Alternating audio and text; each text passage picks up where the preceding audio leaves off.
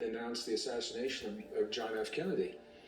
And they let schools out, and we all went home and watched in horror the events that were unfolding. And it's the first time I'd seen a news broadcaster cry. He cried, took off his glasses, and he held his hands in his eyes, and he cried, which was very atypical for a news broadcaster. We've come so far from that. We don't get news anymore. What we have are opinions. And the opinions are for whatever reasons, they are dividing us as a nation. But it goes so deep. It's actually dividing us, the very fabric of our families. It's tearing our families apart. I know right now, I have friends who I've never had any children, I've never been blessed with children. I think I'd be a good dad, it just never happened. But I have friends that are.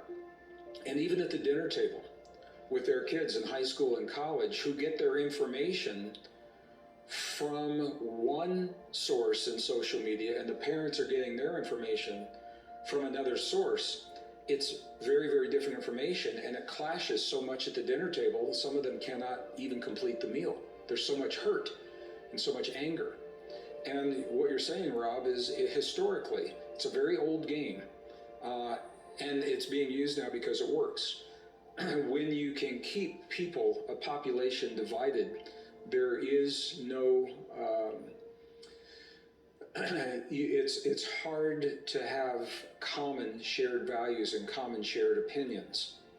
And this is what's happening to America right now. The very fabric of America is the family unit, the values, the history, the culture is all under attack.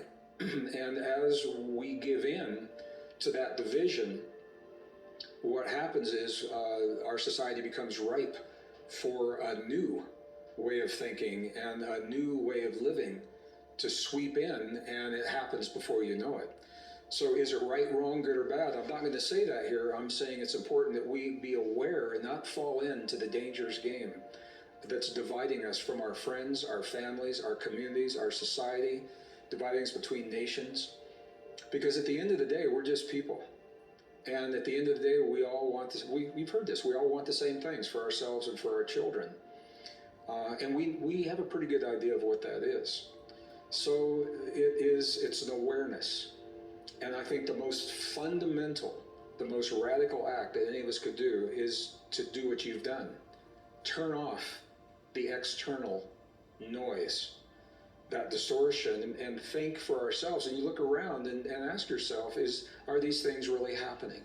And if they are, make changes where changes need to be made, but do it from a place of kindness rather than from a place of hate.